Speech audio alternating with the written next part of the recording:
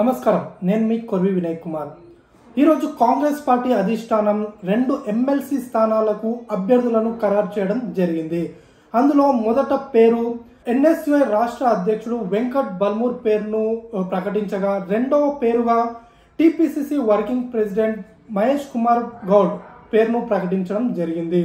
అయితే చివరి వరకు అద్దంకి దయాకర్ పేరు వినిపించినప్పటికీ అధిష్టానం మహేష్ కుమార్ గౌడ్ వైపు మొగ్గు చూపడానికి ఒక ప్రధాన కారణం ఉంది. అదేంటంటే, ప్రస్తుతం తెలంగాణ ప్రభుత్వంలో 6 మంత్రి పదవులు ఖాళీగా ఉన్నాయి. ప్రస్తుతం పార్లమెంట్ ఎన్నికలు సమీపిస్తున్న వేళ ఆ 6 మంత్రి పదవులను భర్తీ చేయాల్సి ఉండగా, అందులో మహేష్ కుమార్ గౌడ్ కు ఒక మంత్రి పదవి ఇవ్వాలని కాంగ్రెస్ పార్టీ అధిష్టానం భావిస్తున్నట్లు తెలుస్తుంది. దీనికి ప్రధాన కారణం ఏంటంటే, ఆయన బీసీ సామాజిక వర్గం నుంచి ఉండడం ఒక ప్లస్ పాయింట్. అయితే ఆయన నిజామాబాద్ నుంచి ఉన్నారు. ప్రస్తుతం నిజామాబాద్ జిల్లా నుంచి ఒక మంత్రి కూడా లేరు. దీంతో బీసీ సామాజిక వర్గానికి అలానే నిజామాబాద్ జిల్లాకు కూడా న్యాయం చేసినట్టుగా ఉంటుందని అధిష్టానం ఆయన వైపు మొగ్గు చూపినట్లు తెలుస్తుంది. అంతేకాకుండా మొన్న జరిగినటువంటి అసెంబ్లీ ఎన్నికల్లో ఆయన తన సీటును కూడా త్యాగం చేయడం జరిగింది. నిజామాబాద్ అర్బన్ సీట్ను ఆయన చివరి వరకు కూడా ఎక్స్పెక్ట్ చేశారు. బట్ లాస్ట్ మూమెంట్ లో ఆయనకు కాంగ్రెస్ పార్టీ అధిష్టానం నుంచి ఎమ్మెల్సీ హామీ లభించడంతో ఆయన తప్పుకోవడం జరిగింది. అయితే మరో పేరు వచ్చేసి వెంకట్ బల్మూర్.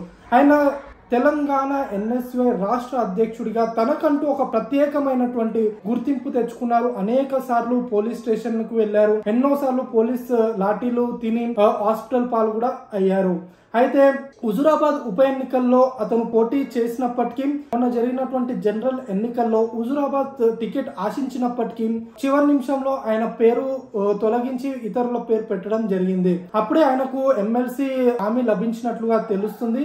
ఇందులో భాగంగానే అతనికి కాంగ్రెస్ పార్టీ నేతలు అందరూ కూడా మద్దతు పలికి ఎమ్మెల్సీ సీట్ ఇప్పించుకున్నట్లు తెలుస్తుంది. అయితే ప్రస్తుతం కాంగ్రెస్ పార్టీకి కౌన్సిల్లో ఒకే ఒక వ్యక్తి ఉన్నారు, జీవన్ రెడ్డి. ఇప్పుడు ఆయనకు తోడుగా మరో 2 జత కానున్నారు. రాబోయే రోజుల్లో గవర్నర్ కోటాలో మరో 2 ఎమ్మెల్సీ పదవులు రానున్నాయి. అదే విధంగా ఉమ్మడి ఖమ్మం, వరంగల్ అలానే నల్గొండ జిల్లా నుంచి ఒక గ్రాడ్యుయేట్ ఎమ్మెల్సీ కూడా రానుంది. అది తీన్మార్ మల్లన్నకు ఇచ్చే అవకాశాలు కనబడతా ఉన్నాయి. ఆయన బీసీ సామాజిక వర్గం నుంచి ఉన్నారు. ధన్యవాదాలు.